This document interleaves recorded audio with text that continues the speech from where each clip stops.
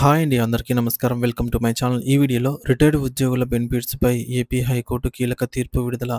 దీనికి సంబంధించిన పూర్తి వివరాలు వీడియోలో తెలుసుకుందాము. వీడియో అయితే ఎక్కడ గాని స్కిప్ చేయకుండా ఎండ్ వరకు చూసేయండి. అప్పుడే ఇన్ఫర్మేషన్ పూర్తిగా అర్థమవుతుంది. అలాగే వీడియో చూస్తున్న ప్రతి ఒక్కరు వీడియోకి లైక్ చేయండి ఫ్రెండ్స్.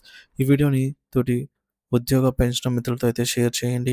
కొత్తగా మన ఛానల్‌ని చూస్తున్నవారు ఇంకా ఎవరైనా సబ్స్క్రైబ్ చేసుకున్నట్లయితే వెంటనే మన ఛానల్‌ని సబ్స్క్రైబ్ చేసుకోండి. సో, దీని ద్వారా నేను చేసే లేటెస్ట్ వీడియోస్ అన్నీ మీ వరకు రీచ్ అవుతాయి. ఇక ఆలస్యం చేయకుండా వివరాల్లోకైతే వెళ్ళిపోదాము.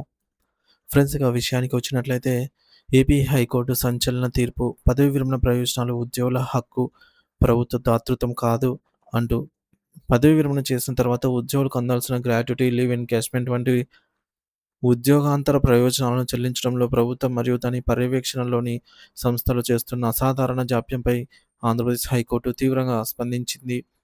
ఏళ్ల తరబడి సేవలు చేయించుకొని వారికి టెర్మినల్ బెనిఫిట్స్ చెల్లించకపోవడం చట్టవిరుద్ధమే కాకుండా రాజ్యాంగ విరుద్ధమని స్పష్టం చేసింది. కీలక తీర్పులోని ముఖ్యాంశాలు ఈ విధంగా ఉన్నాయి.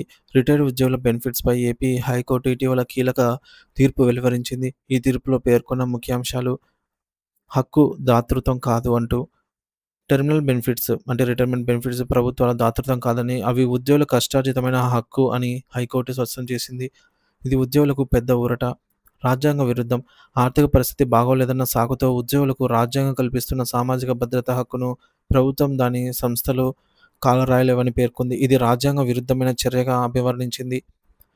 విస్మయం వ్యక్తం. పదవీ విరమణ చేసిన 16 ఏళ్లకు కూడా ఉద్యోగులకు టెర్మినల్ బెనిఫిట్స్ చెల్లించకపోవడంపై న్యాయస్థానం తీవ్ర విస్మయం వ్యక్తం చేసింది. ఇది అమానవీయమని పేర్కొంది. వడ్డీతో సహా చెల్లింపు. ఆ ఉద్యోగులు వడ్డీతో సహా బకాయిలను పొందేందుకు అర్హులని హైకోర్టు తేల్చి చెప్పింది. ఇది ఉద్యోగులకు ఆర్థికంగా అదనపు ప్రయోజనం. కేసు పూర్వపరాలు. చుట్టుబోయిన భారతరావు, పి.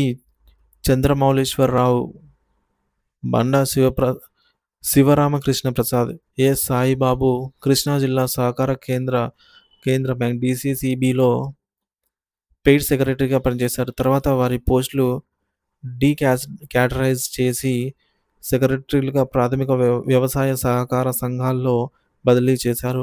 నాబార్డ్ మార్గదర్శకాల ప్రకారం వారిని 2009 మార్చి 2న తిరిగి పెయిడ్ సెక్రటరీలుగా తీసుకున్నారు. అప్పటి నుండి పదవీ విరమణ వరకు వారికి గ్రాట్యుటీ, లీవ్ ఎన్కాష్మెంట్ వంటి టెర్మినల్ బెనిఫిట్స్ చెల్లించలేదు. వీటి కోసం ప్రభుత్వం, డీసీసీబీలతో పోరాడి అలసిపోయిన ఆ వృద్ధులు 2016లో హైకోర్టును ఆశ్రయించారు. న్యాయస్థానం వాదనలు మరియు తీర్పు. ఈ వ్యాజ్యాలపై డీసీసీబీ తరపు న్యాయవాది వాదనలు వినిపిస్తూ పిటిషనర్లు కొంతకాలం పీఏసీఎస్లలో పనిచేసినందున అవి వారి వాటా బెనిఫిట్స్ చెల్లించాలని వాదించాయి. ఇరుపక్షాల వాదనలు విన్న న్యాయమూర్తి జస్టిస్ కంచెం మల్లేశ్వరరావు ఇటీవల కీలక తీర్పు వెలువరించారు. జస్టిస్ మల్లేశ్వరరావు తమ తీర్పులో ఇలా పేర్కొన్నారు: టెర్మినల్ బెనిఫిట్స్ కోసం పిటిషన్లు దాఖలు చేసిన వారు సీనియర్ సిటిజన్లు. ఈ వయసులో అనేక ఆరోగ్య సమస్యలతో పాటు ఇతర సమస్యలను ఎదుర్కొంటూ ఉంటారు. వీరి నుంచి జీవితాంతం సేవలు తీసుకుంటున్నారు. పదవీ విరమణ తర్వాత 16 ఏళ్లకు కూడా వారికి పదవీ విరమణ ప్రయోజనాలను ఇవ్వకపోవడం అమానవీయం, రాజ్యాంగ విరుద్ధం. ఎలాంటి న్యాయపరమైన అడ్డంకులు లేకపోయినా వారికి బెనిఫిట్స్ చెల్లించకపోవడం పిటిషనర్లు చట్టబద్ధమైన రాజ్యాంగ హక్కులను హరించినట్టే అని హైకోర్టు స్పష్టం చేసింది. గ్రాట్యుటీ చెల్లింపు చట్టం సెక్షన్ 7 ప్రకారంగా ఉద్యోగి పదవీ విరమణ చేసి దరఖాస్తు చేసుకున్న నాటి నుండి 30 రోజుల్లోపు చెల్లించాలి. లేదంటే ఆ రోజు నుండి వడ్డీ కూడా చెల్లించాలి. దీని ప్రకారం ఈ కేసుల్లో పిటిషనర్లు చట్ట ప్రకారం వడ్డీ పొందేందుకు అర్హులు. ఇది యజమాని విచక్షణపై ఆధారపడి ఉండదనేది తేల్చి చెప్పింది. ఇక తీర్పు ఆదేశాలు.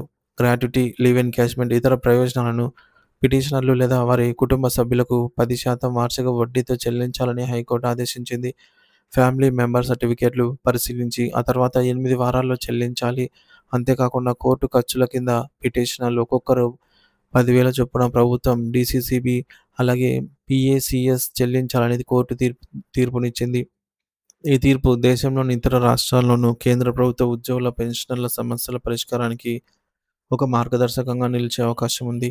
పదవీ విరమణ ప్రయోజనాల కోసం ఎదురు చూస్తున్న అనేక మంది వృద్ధ ఉద్యోగులకు ఇది ఒక గొప్ప విజయమనైతే చెప్పవచ్చు.